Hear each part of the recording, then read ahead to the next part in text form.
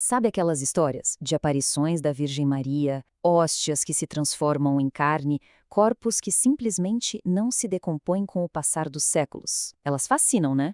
Testam os limites do que a gente entende do mundo. Mas como a Igreja Católica, uma instituição de 2000 anos, lida com isso tudo em plena era da ciência? A gente tende a imaginar que eles aceitam tudo de cara, mas a realidade é bem diferente e, acredite, muito mais cética. Então vamos juntos desvendar como funciona esse processo. Olha só o nosso roteiro de hoje. Primeiro, a gente vai mergulhar nesse fascínio que o sobrenatural exerce sobre todos nós.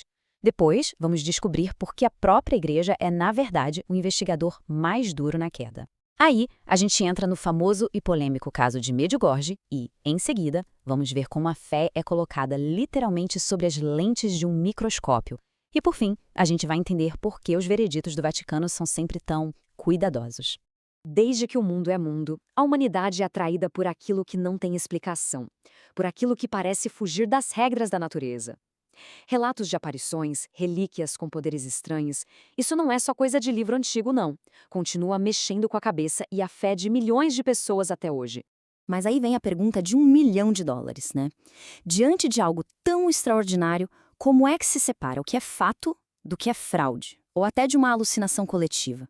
O que é divino e o que pode ser só a nossa mente pregando peças? É essa pergunta que a Igreja Católica leva muito, mas muito a sério. Para a gente ter uma ideia do que estamos falando, vamos a alguns exemplos bem rápidos. Pensa em Fátima, Portugal, lá em 1917. 70 mil pessoas. Eu disse 70 mil, incluindo jornalistas e gente que não acreditava em nada, descreveram ter visto o sol dançar no céu. Uma loucura!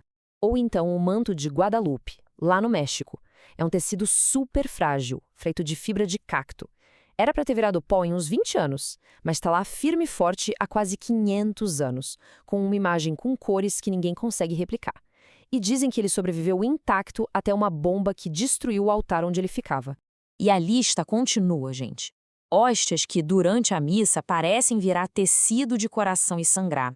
Corpos de santos que ficam lá intactos, sem nenhum sinal de decomposição por centenas de anos. São coisas que desafiam qualquer explicação simples e, justamente por isso, pedem uma investigação para lá de séria. É exatamente aqui que a história tem uma virada surpreendente. Ao contrário do que muita gente pensa, quem mais duvida, quem mais investiga e quem mais pega pesado nessas alegações é a própria Igreja Católica. O processo deles é longo, metódico e, nossa, incrivelmente exigente. Essa frase aqui, que a gente tirou das nossas fontes, resume tudo perfeitamente.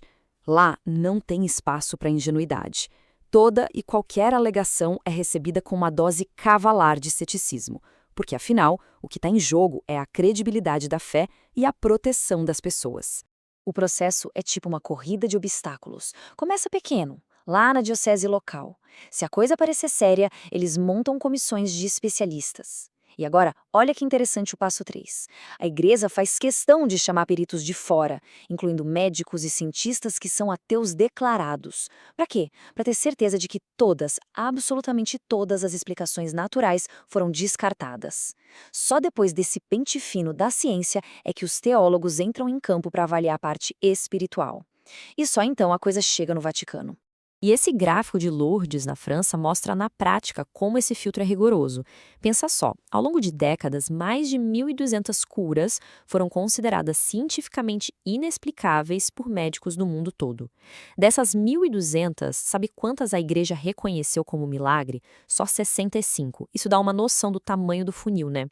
Certo, vamos ver como esse processo todo se desenrola no mundo real. A gente vai pegar um dos casos mais famosos e complicados das últimas décadas: as supostas aparições da Virgem Maria em Medjugorje, lá na Bósnia-Herzegovina. A história começa em 1981. 6 jovens afirmam que estão vendo Nossa Senhora todo santo dia. De cara, eles tiveram que lidar não só com a desconfiança da igreja, mas também com o regime comunista da época, que fez de tudo: interrogatórios, exames psiquiátricos pesadíssimos. E o resultado? Foram sempre considerados sãos. Enquanto isso, Medjugorje virou um fenômeno de peregrinação. E só agora, em 2024, mais de 40 anos depois, o Vaticano soltou uma nota oficial. E aqui está o ponto central. Para a igreja, mais importante que o fenômeno em si é a mensagem. E a mensagem de Medjugorje sempre foi essa: um apelo constante pela paz. São esses frutos espirituais que acabam virando o foco da análise. E o veredito de 2024 é um exemplo perfeito da prudência do Vaticano. Não foi um sim é milagre, nenhum não é fraude. O que a igreja fez foi o seguinte: ela autorizou as peregrinações, reconhecendo que coisas boas acontecem lá, como conversões e confissões. Mas ao mesmo tempo deixou bem claro, isso não quer dizer que o evento é sobrenatural. É uma abordagem, digamos, pastoral. O foco é cuidar das pessoas que vão lá, e não bater o martelo sobre o fenômeno. Agora, vamos sair um pouco das aparições e entrar no laboratório. Como a igreja usa ciência para investigar objetos de relíquias físicas? Pois é, aqui a coisa fica ainda mais interessante, misturando uma fé de séculos com tecnologia de ponta. Vamos viajar no tempo, lá para o século VII, na Itália. A história conta que um monge, que andava duvidando da presença de Cristo na Eucaristia, viu a hóstia virar um pedaço de carne e o vinho virar sangue ali na frente dele. Essas relíquias estão guardadas até hoje e nos anos 70 foram para análise científica. E os resultados, foram de cair o queixo. A análise mostrou que a tal carne é de fato tecido do músculo do coração, um miocárdio. E o sangue é humano. Mas o mais impressionante está aqui nessa tabela. O tipo sanguíneo é AB. Sabe onde mais encontraram esse mesmo tipo sanguíneo? Em outro milagre eucarístico em Tistla, no México. E também no famoso sudário de Turim. Para quem não sabe, o tipo AB é bem raro na população mundial, mas é mais comum entre os povos do Oriente Médio. Uma baita coincidência, não? A investigação de Tistla, que é mais recente, foi ainda mais longe. Confirmou DNA humano e achou algo que a ciência coça a cabeça para explicar. Anos depois do evento, as camadas de dentro da mancha ainda tinham sangue fresco, com glóbulos brancos e vermelhos inteirinhos. E o mais bizarro, o tecido do coração mostrava características de um músculo vivo, como se estivesse sofrendo um estresse. Claro, nem sempre a ciência dá uma resposta final. O sudário de Turim é o exemplo perfeito desse debate que não acaba. Nos anos 80, um teste de carbono 14 disse que o tecido era da Idade Média. Só que pesquisas mais novas, usando outros métodos, dizem que não, que o resultado antigo pode ter sido contaminado e que o pano é bem mais velho. O mistério continua. E tudo isso leva a gente para a grande pergunta. Com tantos dados intrigantes, com tanto debate científico e fenômenos que ninguém explica direito, por que a igreja quase sempre pisa em ovos e raramente dá um veredito final, é isso e pronto? A posição oficial sobre o sudário de Turim já nos dá a resposta. A igreja não bate o martelo dizendo é o manto de Cristo, mas também não joga fora. Ela chama de uma relíquia venerável que ainda precisa de uma comprovação cabal. Isso quer dizer o quê? Que as pessoas podem ter sua devoção, mas sem que a igreja faça uma afirmação científica que hoje ela não pode provar. É uma postura de humildade diante do mistério. Porque no fim do dia, a missão da igreja não é ser um laboratório caça-fantasmas. A prioridade é sempre pastoral. É guiar a fé das pessoas, proteger todo mundo de possíveis enganos e, acima de tudo, focar na mensagem espiritual. O fenômeno, por mais espetacular que seja, vem sempre em segundo lugar. Então, o que a gente tira de tudo isso?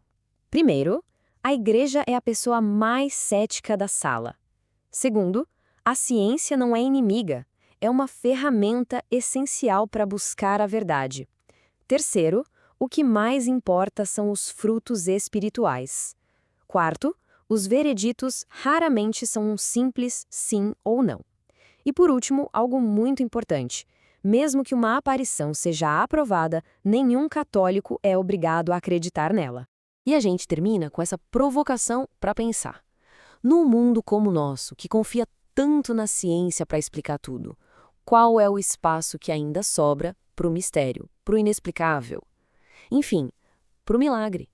A busca por respostas, seja pela fé ou pela ciência, com certeza continua.